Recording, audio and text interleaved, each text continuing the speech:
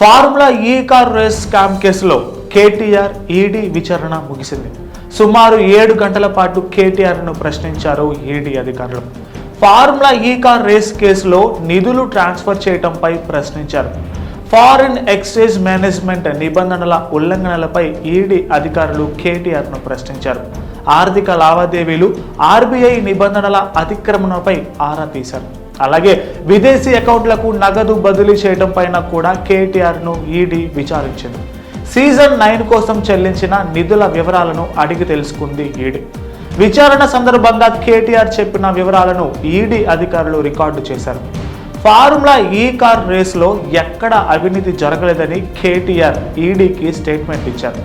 ACB పెట్టిన case కేవలం రాజకీయ దురుద్దేశంతో పెట్టినట్లు కేటీఆర్ స్టేట్మెంట్ ఇచ్చారు. అయితే ఈ ఫార్ములా రేస్ నిర్వహణ ఒప్పందాలపై ఈడీ అధికారులు సుదీర్ఘంగా విచారణ జరిపారు.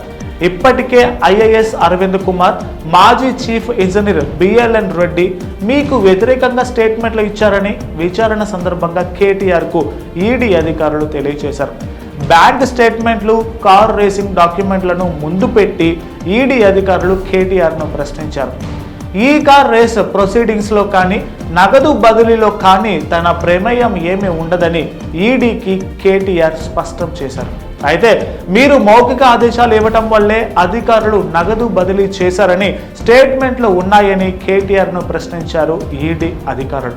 ఫెమా నిబంధనలపై ప్రశ్నించగా కేటీఆర్ ఎటువంటి సమాధానం చెప్పలేదు. హైదరాబాద్ బ్రాండ్ ఇమేజ్ని పెంచడం కోసమే ఈ కార్ రేసింగ్ నిర్వహించామని కేటీఆర్ తెలియజేశారు. నిబంధన ఉల్లంఘన విషయాన్ని అధికారులపైనే తోసేశారంట కేటీఆర్.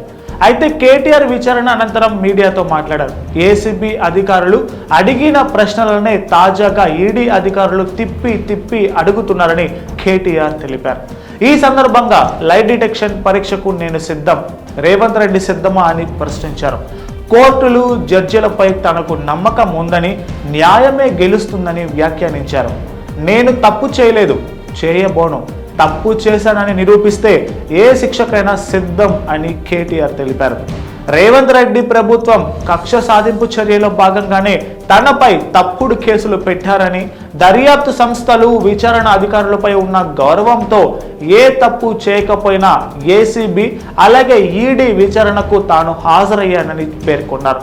2 సంస్థలు కూడా ఒకే రకమైన ప్రశ్నలు తిప్పి అడిగారని, అన్నింటికీ సమాధానాలు ఇచ్చినట్లు తెలిపారు. ఎన్నిసార్లు పిలిచినా విచారణకు వస్తా, ఎన్ని ప్రశ్నలు వేసినా సమాధానాలు చెబుతానని కేటీఆర్ వెల్లడించారు. భారత రాజ్యాంగం, న్యాయ వ్యవస్థను నేను గౌరవిస్తా, విచారణకు పూర్తిగా సహకరిస్తానని కేటీఆర్ తెలిపారు.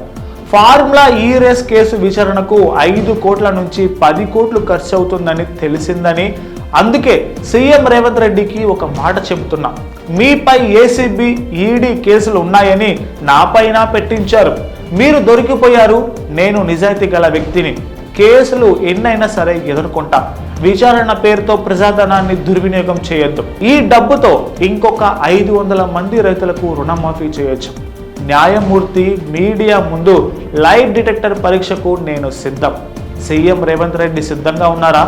రాష్ట్ర ప్రజలందరూ చూస్తుండగానే విచారణ జరగాలి, ఇలా చేస్తేనే నిజాలు బయటకు వస్తాయి, ప్రజాధనం వృధా కాదు, కక్ష సాధింపు విచారణ మంచిది కాదు, త్వరలోనే వాస్తవాలు ప్రజలకు తెలుస్తాయి, మళ్ళీ విచారణకు రావాలని ఈడీ అధికారులు నాకు చెప్పలేదు, పిలిస్తే తప్పకుండా హాజరవుతానని కేటీఆర్ తెలిపారు.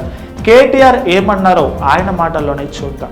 అన్ని చట్టాలను గౌరవించే పౌరుడిగా ఏ తప్పు చేయకపోయినా, ఒక్క పైసా అవినీతికి పాల్పడకపోయినా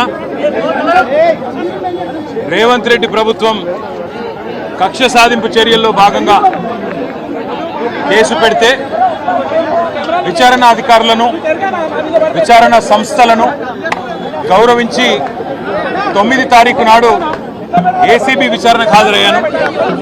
16 తారీఖు నాడు ఏసీబీ కేసు పెట్టింది కాబట్టి ఈడీ కూడా కేసు పెట్టి మరి వాళ్ళ విచారణకు పిలిస్తే ఈడీ విచారణకు కూడా హాజరయ్యాను.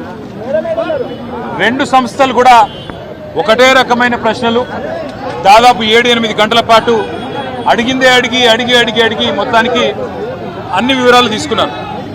2 సంస్థలకు నేను చెప్పింది ఏమంటే, మీరు ఎన్నిసార్లు పిలిచినా వస్తా, మీరు ఎన్ని ప్రశ్నలు అడిగినా సమాధానం చెప్తా, సంతృప్తికరంగా చెప్తా, పూర్తిగా విచారణకు సహకరిస్తాను. భారత రాజ్యాంగాన్ని, న్యాయ వ్యవస్థను, కోర్టులను గౌరవించే బిడ్డగా తప్పకుండా నా నిజాయితీని ప్రూవ్ చేసుకుంటాను, ఇన్వెస్టిగేషన్కు పూర్తిగా సహకరిస్తాను అనే మాట వారికి చెప్పడం జరిగింది. అయితే నాకు ఎక్కడ ఇబ్బంది అనిపిస్తున్నది అంటే, ఇంతమంది నాయకులు, ఇంతమంది పోలీసులు, ఇన్ని విచారణ సంస్థలు, ఇవాళ ఉదయం పేపర్లో కూడా చూసిన ఈ విచారణకి దాదాపుగా 5 నుంచి 10 కోట్ల రూపాయలు ఖర్చు అవుతుంది అని ఇవాళ ఉదయమే పేపర్లో చూసిన. అందుకే ముఖ్యమంత్రి రేవంత్ రెడ్డికి నేను ఒక మాట చెప్పదలుచుకున్నాను. రేవంత్ రెడ్డి గారు, మీరు మీ కక్ష సాధింపు చర్యల్లో భాగంగా మీ మీద ఏసీబీ కేసు ఉన్నది కాబట్టి నా మీద ఏసీబీ కేసు బనాయించినావు, నీ మీద ఈడీ కేసు అయింది కాబట్టి నా మీద ఈడీ కేసు పెట్టినావు. ఏం ఇబ్బంది లేదు, నువ్వంటే దొరికినోనివి, నేనంటే నిజాయితీ పరుణ్ణి, ధైర్యం ఉన్నాను కాబట్టి ఎదుర్కొంటా. కానీ ఈ 5 కోట్లు 10 కోట్లు ప్రజాధనం ఏదైతే వృధా అవుతున్నదో, ఆ 10 కోట్ల రూపాయలతో బ్రహ్మాండంగా ఇంకొక 500 మంది రైతులకు రుణమాఫీ చేయొచ్చు. ఆ 10 కోట్ల రూపాయలతో దాదాపు 2500 మంది పెద్ద మనుషులకు పెన్షన్లు ఇవ్వచ్చు. అందుకే రేవంత్ రెడ్డి గారికి నేను ఒక ఆఫర్ ఇస్తా ఉన్నా.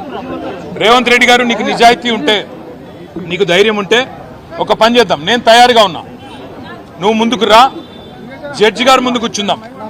ఏసీబీ జడ్జి అయినా, హైకోర్టు న్యాయమూర్తి గారైనా, లేదా మీకు ఇష్టమైన న్యాయమూర్తి ఎవరి ముందైనా కూర్చుందాం. మీ మీద ఏసీబీ కేసు ఉంది, నా మీద ఏసీబీ కేసు ఉంది. నీ మీద ఈడీ ఛార్జ్ షీట్ చేసింది, నా మీద ఈడీ విచారణ జరుగుతున్నది. మీరు మొత్తం ఈ టీవీలు అన్నీ ఉన్నాయి కదా, మొత్తం మీడియా ఉంది కదా, లైవ్ టీవీ పెట్టండి. నేను రేవంత్ రెడ్డి గారు ఇద్దరం కూర్చుంటాం న్యాయమూర్తి ముంగట. మీరు ఏ ప్రశ్నను అడగండి కేసుకు సంబంధించి, ఆయన కేసు నా కేసు. ఇద్దరికి లై డిటెక్టర్ పరీక్ష పెట్టండి, ఇద్దరికి కూడా లై డిటెక్టర్ పరీక్ష పెట్టండి. మొత్తం రాష్ట్ర ప్రజలందరూ చూస్తుండగా ఒక 50 లక్షలు 20 లక్షల రూపాయలు ఒడిసిపోతుంది. లేకపోతే ఈ 10 కోట్ల రూపాయలతోని అనవసరంగా ప్రజాధనం దుర్వినియోగం అయ్యే విధంగా, ఇంతమంది ఉన్నతాధికారుల టైం వేస్ట్ అయ్యే విధంగా, ఇంతమంది మీడియా సంస్థల టైం వేస్ట్ అయ్యే విధంగా ఈ కక్ష సాధింపు విచారణ మంచిది కాదు. నేను రెడీగా ఉన్న రేవంత్ రెడ్డి, నీకు ధైర్యం ఉంటే ముందుకు రా. నీ జూబ్లీహిల్స్ ప్యాలెస్ లో అయినా సరే, లేదా న్యాయమూర్తి ఇంట్లో అయినా సరే, ఏసీబీ న్యాయమూర్తి ఇంట్లో అయినా సరే, కోర్టులో అయినా సరే, లేదా ఈడీ ఆఫీస్లో అయినా సరే, ఎక్కడైనా నేను లై డిటెక్టర్ పరీక్షకు సిద్ధం. నువ్వు కూడా రా, ఇద్దరం కూర్చుందాం. దొంగెవరో, ఎవరేందో, ఎవరి నిజాయితీ ఏందో రాష్ట్రం మొత్తం చూస్తుంది. నీకు ధైర్యం ఉంటే వెంటనే నిర్ణయం తీసుకో. డేట్ నువ్వే చెప్పు, టైం నువ్వే చెప్పు, ప్లేస్ నువ్వే చెప్పు, నేను వస్తా. నిజాయితీగా నా చేయిస్తా. నువ్వు లై డిటెక్టర్ పరీక్ష పెట్టి నువ్వు కూడా పెట్టుకొని కూర్చో. ఎవరు ఏందో రాష్ట్ర ప్రజలకు తేలుతుంది. సరే, ఈ కేసు విషయానికే వస్తే విచారణ జరుగుతూ ఉంది. ఇప్పుడే నేను చెప్పాను, విచారణకు ఇంకా ఎన్నిసార్లు రమ్మన్నా వస్తా, ఎన్ని ప్రశ్నలు అడిగినా సమాధానం చెప్తా, ఎన్ని రకాల పరీక్షలు పెట్టినా భరిస్తా. ఎందుకంటే నిజం, నిజాయితీ అల్టిమేట్ గా గెలుస్తుంది. న్యాయం, ధర్మం గెలుస్తుంది. హైకోర్టులు ఉన్నాయి, సుప్రీంకోర్టులు ఉన్నాయి, లోకల్ కోర్ట్స్ ఉన్నాయి. న్యాయమూర్తుల మీద విశ్వాసం మాకుంది. ముమ్మాటికి ఈ రోజు కాకపోతే ఇంకో 4 రోజులకు వాస్తవాలు ప్రజలకు తెలుస్తాయి. తప్పకుండా న్యాయం గెలుస్తుందనే విశ్వాసం నాకుంది. Please subscribe to the channel and download the Politicos app from the links in the description.